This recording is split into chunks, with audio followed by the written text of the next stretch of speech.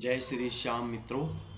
आज मैं आपको इस वीडियो के अंदर ये बताने जा रहा हूँ कि अगर आपके पितृदोष है और वो पितृदोष अगर आप पे हावी हो रहा है और आप उस पितृदोष से परेशान हैं तो आप क्या करें जिससे उस पितृदोष से आप निवारण पा सकें।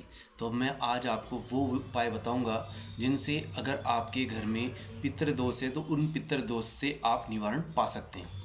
पितृदोष के दुष्प्रभाव क्या होते हैं और क्या कारण होता है, कैसे पता चले कि आपके ऊपर या आपके घर के अंदर पितृदोष है। अगर आपके घर के अंदर हमेशा कलेश रहता है, लड़ाई झगड़ा होता है। दूसरी चीज़, आपके घर के अंदर शांति नहीं रहती। अगर आपके घर में रहने वाले सदस्यों के अंदर तालमेल नहीं है, बैठे बैठे लड़ाई हो जाती है। जैसे मान लीजिए आप लोग बैठ के बातचीत कर रहे हैं और बातचीत करते करते अगर आपस में लड़ाई हो जाती है, बिना किसी रीज़न के लड़ाई हो जाती है।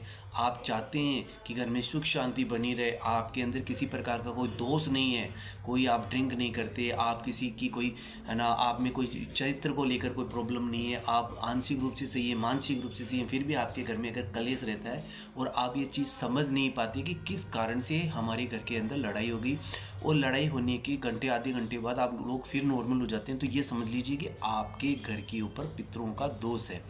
अब रही बात ये कि जो पितृदोष है वो किस प्रकार का पितृदोष का, ये मान लीजिए आप कि जैसे मान लीजिए कि अगर पितृदोष है तो हालांकि पितृ जो है वो अपने घर के होते हैं।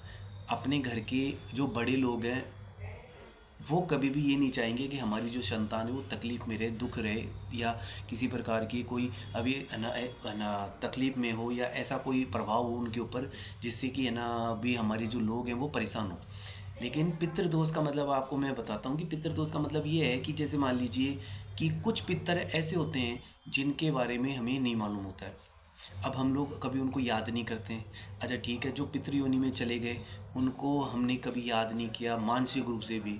तो ऐसी स्थिति में वो याद दिलाने के लिए आपको कुछ ऐसा एहसास कराते हैं जिससे आपको ये पता रहे कि हाँ भाई हमें, क्योंकि वो तकलीफ़ में रहते हैं पितर। जैसे मान लीजिए उनको कुछ है ना प्राप्ति नहीं हो रही है तो या आप उनको याद नहीं, तो वो तकलीफ़ में रहते हैं। तो वो तकलीफ़ में रहते हैं तो ऑटोमेटिकली वो जो दोष है वो आप पे लगता है क्योंकि आप उसी परिवार के सदस्य हैं। तो जो पितृदोष है वो पितृदोष निवारण करने के लिए हमें क्या करना चाहिए वो मैं आपको बताने जा रहा हूँ। देखिए, जब भी मावस आए आप नियम बना लो। जब भी किसी पंडित से अपने को नहीं पूछना है, न किसी से जानकारी लेनी है। जब भी मावस हो, मावस के दिन आप चावल बनाइए घर पे। चावल बनाने के बाद उन चावलों के अंदर आप थोड़ा घी डालिए, थोड़ी बूरा डालिए और उनको आप 5 जगह निकालिए। और घर पे रखने के बाद आप साउथ में मुंह करके और हाथ जोड़ के प्रार्थना कीजिए।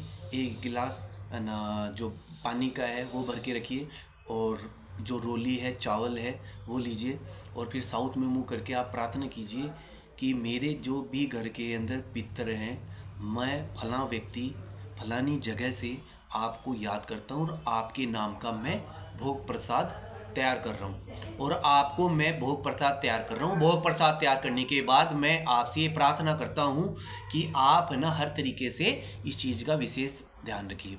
तो आप भगवान से प्रार्थना कीजिए, पितरों से प्रार्थना कीजिए कि मैंने आपके नाम का ये भोग निकाला है और आप इसे स्वीकार कीजिए। अब उनका जो 5 हिस्से का वो प्रसाद है तो आपको करना क्या है। देखो, पहला गाय को देना है, दूसरा कुत्ते को देना है, तीसरा कौवे को देना है और जो चौथा है वो आपको चींटियों को देना है, जो चींटी होती है उसको।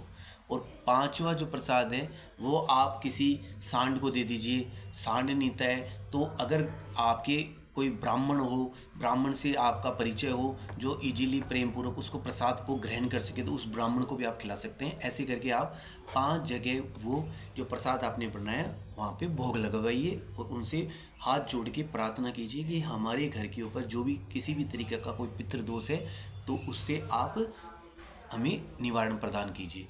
एक ब्राह्मण को, एक गाय को, एक चींटी को, एक कुत्ते को और एक है ना किसी भी है ना कौवे को, ये 5 जगह अगर आप ये भोग लगाते हैं तो निश्चित रूप से 11 मावस आप ये उपाय करके देखिए, आपके घर में से जो भी पितृदोष है वो गायब हो जाएगा। आपके घर के अंदर जो भी लड़ाई झगड़ा जी किसी भी प्रकार का कोई दोष है, अशांति बनी हुई है, तो उनसे आपको तुरंत निवारण होगा।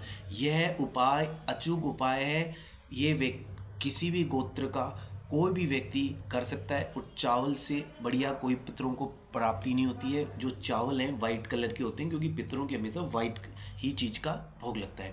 तो घर पे आप शुद्ध सात्विक तरीके से चावल बना के उन चावलों में घी और जो शक्कर होती है वाइट बूरा वो मिला के और साउथ में मुंह करके भगवान से प्रार्थना कीजिए, पितरों से, क्योंकि पितर भगवान के बराबर ही होते हैं। पितरों से प्रार्थना कीजिए कि हे पितर महाराज, हमारे से कोई भी दोष हो गया है तो मैं फलां व्यक्ति फलानी जगह से मैं मेरे पितरों को याद करता हूँ, आप हमारे घर के अंदर सुख शांति समृद्धि बना के रखिए। और वो 5 जगह उनका भोग लगा दीजिए।